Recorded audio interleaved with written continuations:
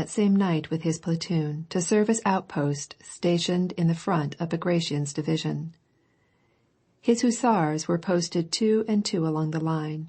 He himself kept riding his horse the whole length of the line, struggling to overcome his irresistible inclination to drowsiness. Behind him he could see the enormous extent of space filled with the watchfires of our army, dimly gleaming through the fog. In front of him was the misty darkness. Though he strained his eyes to penetrate this misty distance, he could see nothing. Now it seemed to brighten up a little. Then there seemed to be some black object. Then he imagined that he saw a light which he thought must be the watchfires where the enemy were, and then again he told himself that his eyes had deceived him. He closed his eyes, and his imagination presented now his sovereign, now Denísov, now his recollections of Moscow, and again he would open his eyes and see right before his face the head and ears of his horse, and here and there the dark forms of hussars as he came within 6 paces of them, while everywhere was the same misty darkness veiling the distance. Why not? It might very possibly come to pass, thought Rostov. The Emperor might meet me and give me an order, just as to any other officer, might say, "Ride off yonder and find out what is there." I have heard many stories about his finding just by mere chance an officer like me and taking him into his personal service. What if he should take me into his personal service?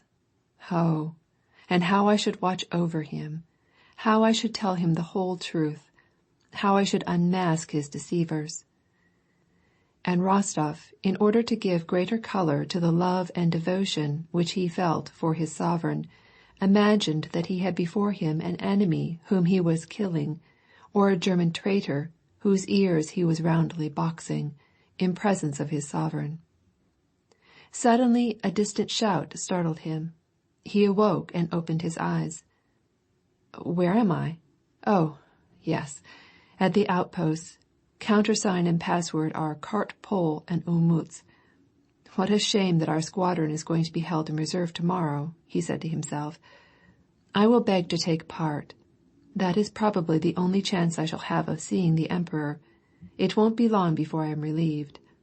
I will ride up and down once more, and then I will go and ask the general.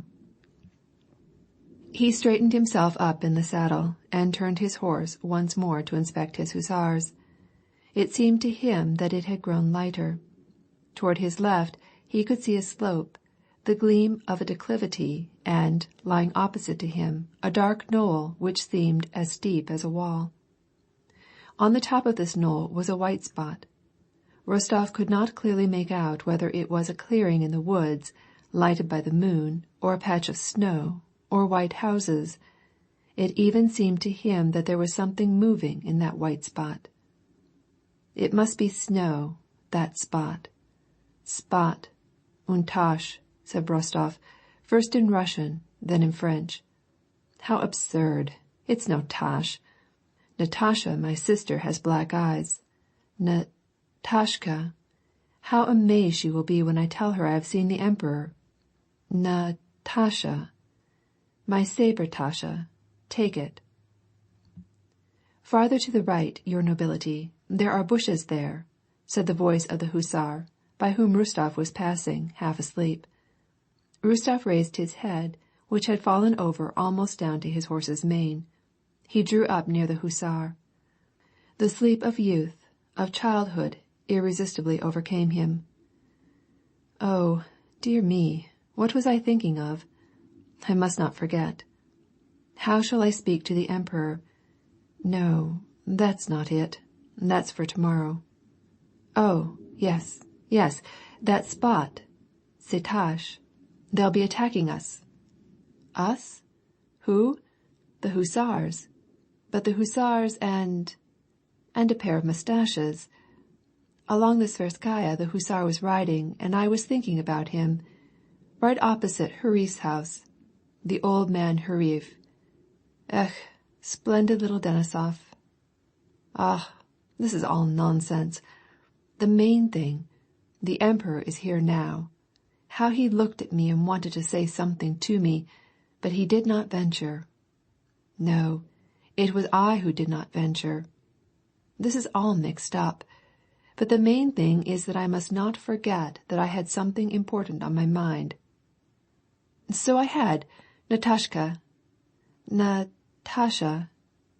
Latash. Yes, that's a good joke. And again his head sank forward on the horse's mane. Suddenly, it seemed to him that the enemy were firing at him. What? What's that? Speak! What is it? Cried Rostov, waking. At the instant Rostov opened his eyes, he heard in front of him, in the direction of the enemy, the prolonged shouts of thousands of voices. His horse, and the hussars stationed near him, picked up their ears at these sounds. On the spot from which the cries proceeded, one point of fire after another flashed and died, and along the whole line of the French army, stretching up the hills, gleamed those fires, while the shouts grew louder and louder. Rostov made out that it was French, but could not distinguish the words. There was too great a roar of voices. All that sounded like was a confused ah and What's that? What do you think it is? Asked Rostov, turning to his neighbor, the hussar. It's from the enemy, isn't it? The hussar made no reply. What? Don't you hear anything? Asked Rostov, after waiting for some time for the hussar to speak. How can anybody tell, your nobility? Replied the hussar in a non-committal way. Judging from the direction, it must be the enemy, mustn't it? Inquired Rostov. Maybe 'tis, and maybe 'tisn't, exclaimed the hussar. You see, it's night. There now, steady, he cried to his horse, who was growing restive. Rostov's horse also became excited, and pawed the frozen ground as he listened to the shouting and glanced at the flashing fires. The shouts of the voices constantly increased in volume, and mingled in a general roar, such as could have been produced only by an army of many thousand men. The fires stretched out more and more, until at last they seemed to extend throughout the French camp. Rostov had now lost all inclination to sleep. The joyful, enthusiastic huzzas in the enemy's army had a most stimulating effect upon him. Vive l'Empereur, l'Empereur, were the words that Rostov could now clearly distinguish. Well, they can't be far away. It must be just beyond the brook, said he to the hussar by his side. The hussar only sighed, without vouchsafing any answer, and coughed sullenly.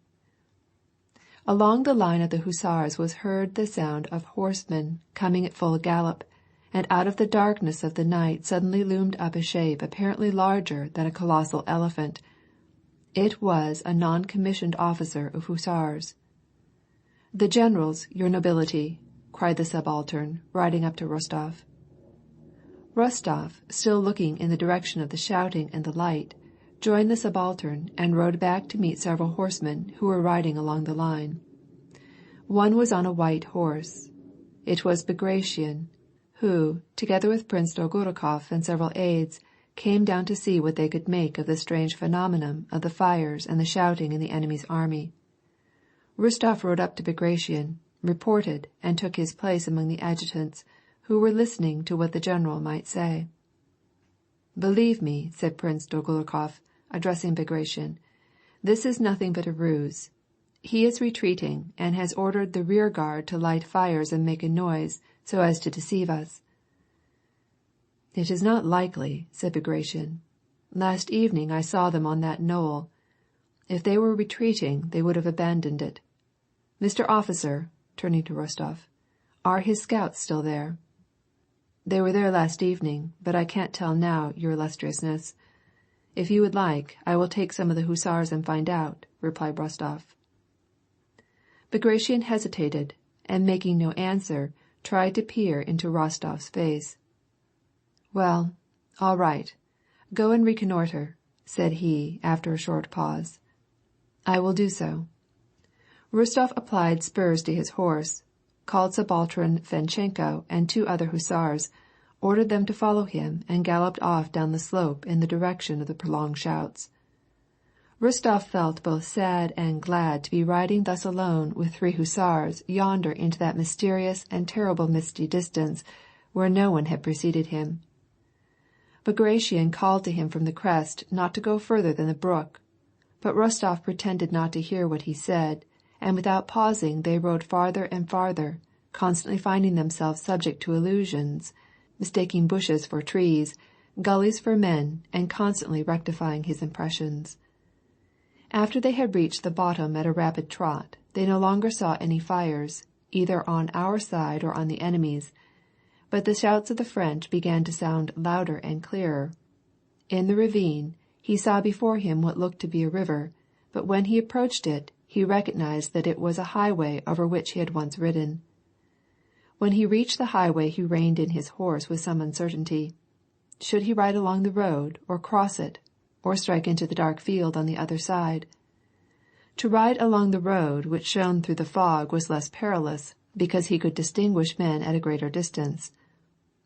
"Follow me," he cried, crossing the road, and he began to gallop up the hill toward that place where a French picket had been stationed the afternoon before.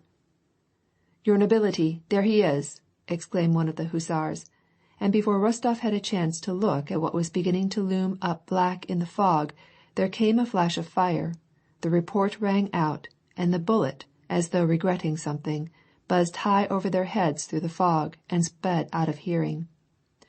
There was no second report. The powder merely flashed in the priming pan. Rostov turned his horse about and rode back at a gallop. Again from different points 4 musket shots rang out, and the bullets with various tones whistled by and buried themselves in the darkness. Rostov reined in his horse, which like himself felt a thrill of joy at the firing, and proceeded at a walk. "Well, there it is again. There it is again," whispered some inspiriting voice in his heart, but there were no more shots. As soon as he neared Bagration, Rostov again urged his horse into a gallop, and held his hand to his visor as he approached. Dolgorukov still clung to his opinion that the French were retreating, and had kindled the fires merely for the sake of deceiving us. "What does this signify?" he asked, as Rostov rode up to them. "They might retreat and still leave pickets." "It is evident they have not all gone, Prince," said Bagration. "Tomorrow morning, we shall know for a certainty." "There is a picket, your illustriousness, in just the same place as yesterday," reported Rostov, bending forward, still holding his hand at his visor, and unable to refrain from a smile of delight at his ride, and especially at the sound of the bullets. Very good," replied Bagration. "Thank you, Mr. Officer." "Your illustriousness," asked Rostov, "allow me to ask a favor." "What is it?" "Tomorrow our squadron is to be left in reserve. Allow me to be transferred to the first squadron." "What is your name?" "Count Rostov." "Ah, good. Stay with me as orderly." "Son of Ilya Andreyitch?" asked Dolgorukov, but Rostov made him no answer. "So I may expect it, your illustriousness?" "I will see to it." "Tomorrow, very likely, I may be sent with some message to the sovereign," said Rostov to himself. "Glory to God!" The shouts and cries in the enemy's army arose from the circumstance that at the time Napoleon's general order was being read throughout the army, the Emperor himself came on horseback to inspect the bivouacs. The soldiers, seeing the Emperor, lighted trusses of straw and followed him with cries of "Vive l'Empereur!" Napoleon's order was as follows: "Soldiers, the Russian army has come against us in order to avenge the Austrian army of Ulm. These are the same battalions which we defeated at Hollabrunn, and which, since that time, we have been constantly following up. The position which we occupy is paramount, and as soon as they attempt to outflank my right they will expose their own flank. Soldiers, I myself will direct your battalions. I will keep out of range of the firing if you, with your usual gallantry, carry confusion and consternation into the ranks of the enemy. But if the combat becomes for one instant doubtful, you will see your Emperor exposing himself at the front to the blows of the enemy, since there can be no hesitation in the victory, especially today, when the honor of the French infantry, in whose hand lies the honor of the nation, is at stake. Do not break the ranks under the pretext of carrying away the wounded. Let each man be animated by the thought that we must conquer these mercenaries of England, filled with such hatred against our nation. This victory will bring the campaign to an end, and we can retire to winter quarters where we shall be joined by the fresh troops which are mobilizing in France. And then the peace which I shall conclude will be memorable for my people, for you, and for me. Napoleon. End of chapter 13.